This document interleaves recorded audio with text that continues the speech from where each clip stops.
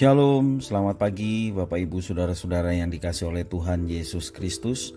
Berjumpa kembali bersama saya Pendeta Eka di dalam renungan firman Tuhan pada hari ini Jumat 14 Januari 2022. Sukacita dan damai sejahtera dari Tuhan kita Yesus Kristus kiranya terus menyertai kehidupan kita sekalian yang pastinya mendatangkan kebahagiaan. Puji nama Tuhan.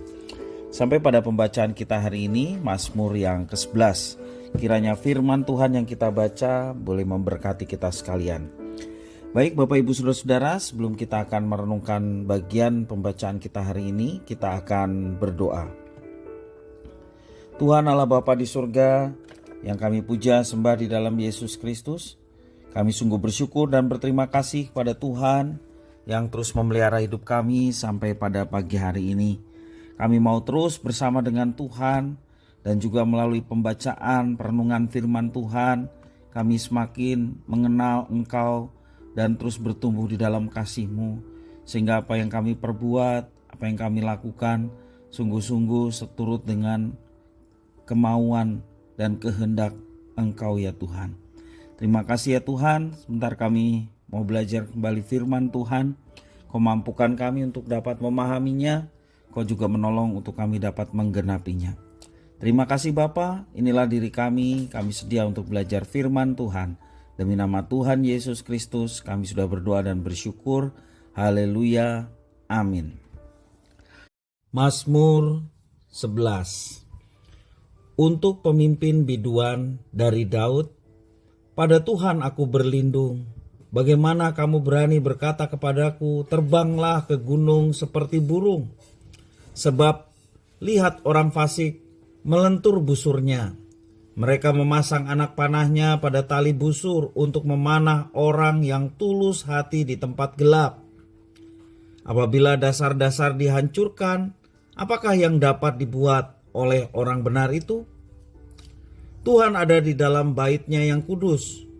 Tuhan tahtanya di sorga, matanya mengamat-amati, sorot matanya menguji anak-anak manusia. Tuhan menguji orang benar dan orang fasik, dan Ia membenci orang yang mencintai kekerasan. Ia menghujani orang-orang fasik dengan arang berapi dan berlerang. Angin yang menghanguskan, itulah isi piala mereka. Sebab Tuhan adalah adil dan Ia mengasihi keadilan. Orang yang tulus akan memandang wajah-Nya. Bapak Ibu Saudara-saudara yang dikasihi oleh Tuhan, mata Tuhan memandang orang benar dengan kasih-Nya. Itu poin yang kita mau belajar bersama-sama. Mata orang fasik memandang orang benar dengan amarah dan kebencian. Pandangan Tuhan atau orang fasik yang lebih mempengaruhi kehidupan kita setiap hari. Perhatikan sikap Daud dalam mengambil sebuah keputusan. Kita melihat bait yang pertama, ia menyatakan kebulatan tekadnya. Apa yang dikatakan dalam Mazmur itu? Pada Tuhan aku berlindung. Suatu kebulatan tekad, hanya kepada Tuhan Daud mendapatkan perlindungan. Ia mempercayakan diri dan berharap kepada Tuhan. Walau dalam keadaan genting dan temannya memberikan saran untuk lari dan menyelamatkan diri. Namun bagi Daud, melarikan diri merupakan tindakan ketidakpercayaan. Orang fasik hendak menghancurkan pengharapan orang percaya. Mereka selalu berkata, apa gunanya kamu percaya kepada Tuhan? Orang fasik menakut-nakuti orang percaya supaya lari dan meninggalkan imannya. Seperti seekor singa yang mengaum untuk membuat mangsanya gentar dan menjadi lemah, sehingga lebih mudah baginya untuk menerkam dan memangsanya. Orang jahat membuat rencana tersembunyi dan persiapan untuk menyerang. Mereka mempersiapkan anak panah, yaitu kata-kata yang pahit. Seperti di dalam Mazmur yang ke-64 bait yang ketiga mengatakan, sembunyikanlah aku terhadap persepakatan orang jahat, terhadap kerusuhan orang-orang yang melakukan kejahatan. Bapak Ibu Saudara-saudara yang dikasihi Tuhan, kalau kita perhatikan bila sebuah pohon digoncangkan angin berulang-ulang, maka akarnya akan bertambah dalam dan pohon itu semakin kuat. Usaha musuh untuk mematahkan semangat, biarlah itu dapat menjadikan keyakinan kita kepada Allah semakin teguh. Bahwa Tuhan Allah ada dan memperhatikan orang-orang yang mendapatkan serangan ataupun tekanan dari orang-orang yang tidak mengenal Tuhan.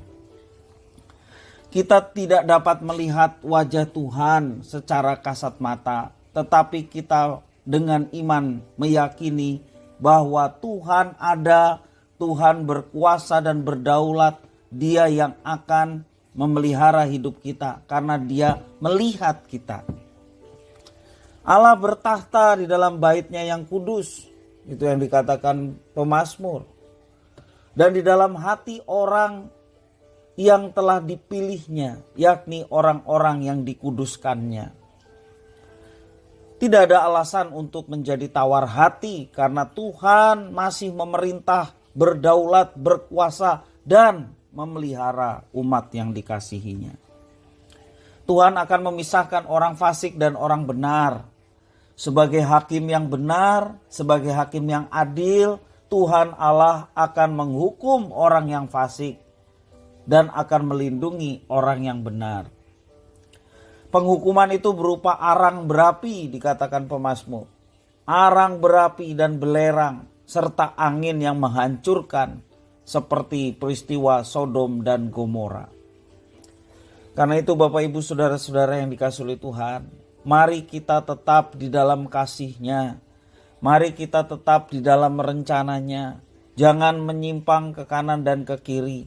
Walaupun mungkin kita hanya sedikit, hanya minoritas, sementara ada banyak orang di luar di sana penentang-penentang Tuhan, penentang Kristus, penentang firman Tuhan, bahkan penentang ajaran Tritunggal, dan seringkali kita diserang di dalamnya. Jangan kita menjadi goyah.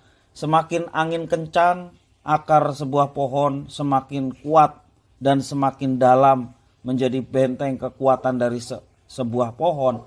Demikian juga biarlah serangan-serangan terhadap iman kita menjadikan kita semakin kuat, semakin berakar di dalam Kristus. Dan kita meyakini bahwa Tuhan yang berdaulat dan berkuasa, Dia memelihara dan menyertai kita. Allah mencintai kebenaran dan membela orang yang benar. Dia memandang orang benar dengan kasih karunia-Nya.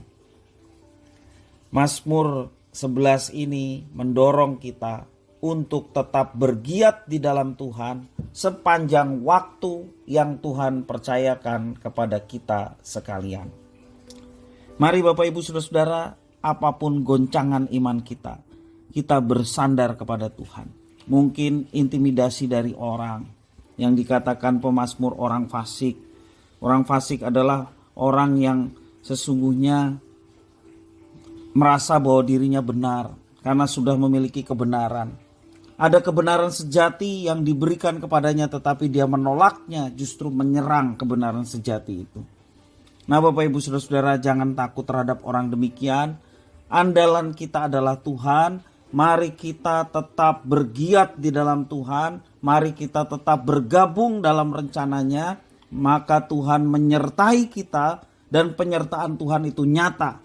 Dan orang-orang yang menyerang pada akhirnya akan dikalahkan oleh Tuhan dalam waktu dan rencana Tuhan. Percayalah Bapak Ibu Saudara-saudara, penyertaan Tuhan itu ada. Dia melihat, Dia menyertai, Dia melindungi orang-orang yang dikasihinya, orang-orang yang dibenarkannya.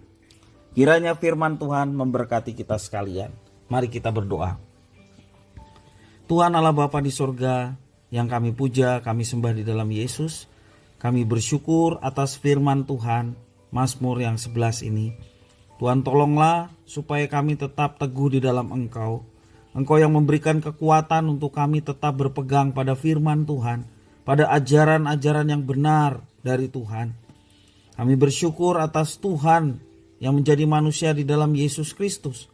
yang telah berkorban untuk kami, sehingga kami dibenarkan di hadapan Tuhan, karena Engkau telah menerima hukuman murka Bapa di sorga yang seharusnya kami terima, dan Engkau telah menggantikan itu.